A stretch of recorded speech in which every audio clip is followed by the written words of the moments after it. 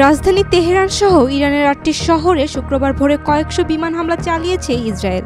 হামলায় দুজন পরমাণু বিজ্ঞানী, সশস্ত্র বাহিনী প্রধান, বিপ্লবী গার্ড কমান্ডার সহ বেশ কয়েকজন শীর্ষ সামরিক কর্মকর্তা নিহত হন। তেহরানের পারমাণবিক অস্ত্র তৈরি ঠেকাতে দেশটির পারমাণবিক ও সামরিক স্থাপনাগুলোতে এই হামলা চালানো হয়েছে বলে দাবি তেল আবিবের।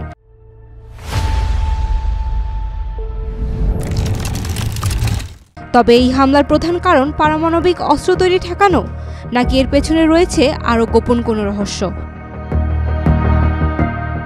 সম্প্রতি ইসরায়েলের পারমাণবিক প্রকল্পের গোপন তথ্য হাতে আসে ইরানের। দেশটির গোয়েন্দা মন্ত্রী ইসমাইল খতিব ইসরায়েলের পারমাণবিক অস্ত্র সংশ্লিষ্টতা নিয়ে সেই তথ্য ফাঁসের হুমকি দিয়েছিলেন। বিশ্লেষকদের মতে তেল আবিবের এই গোপন ডেটা শুধু ইরানের পারমাণবিক শক্তি বৃদ্ধিতেই নয়, ইসরায়েলের বিরুদ্ধে কূটনৈতিক ও মনস্তাত্ত্বিক চাপ তৈরিতে কাজে আসবে। সেই হুমকির সপ্তাহ না পেরোতেই তেহরানে ভয়াবহ বিমান হামলা চালালো তেল আবিব। প্রশ্ন উঠছে, নিজেদের পারমাণবিক প্রকল্প সম্পর্কিত অতি গোপনীয় ও স্পর্শকাতর তথ্য চুরির প্রতিশোধ নিতেই কি এই হামলা?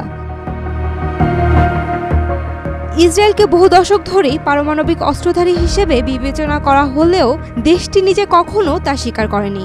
এমনকি সরকারও কখনো তাদের পারমাণবিক অস্ত্রাগার সম্পর্কে বিস্তারিত কিছুই প্রকাশ করেনি। এখন সেই ডেটা থেকে যদি ইরান প্রমাণ করতে পারে ইসরায়েল সত্যি গোপনে পরমাণু অস্ত্র উৎপাদন করেছে, তবে তা আন্তর্জাতিক রাজনীতিতে ইসরায়েলকে অনেকটা একঘরে করে দিতে পারে। ইরানের যাবতীয় পরমাণু স্থাপনা রাজধানী তেহরানের বাহিরের বিভিন্ন শহরে অবস্থিত।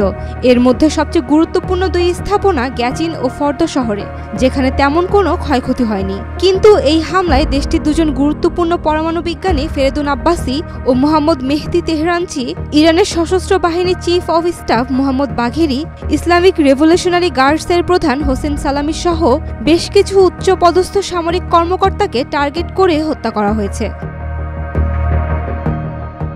একদিকে শত্রু রাষ্ট্র ইরানের কাছে নিজেদের অতি গোপনীয় তথ্য হারানো, অন্যদিকে পরমাণু অস্ত্র তৈরি সম্পর্কিত স্পর্শকাতর গোয়েন্দা তথ্য ফাঁসের আশঙ্কা। এই দুয়ের প্রতিশোধ নিতেই কি তাহলে ইরানের ওপর চড়াও হলো Tel Aviv? Saim Akhtar, Daily Sun. For more updates, follow us on Facebook, subscribe our YouTube channel, get the latest update on www.daily-sun.com.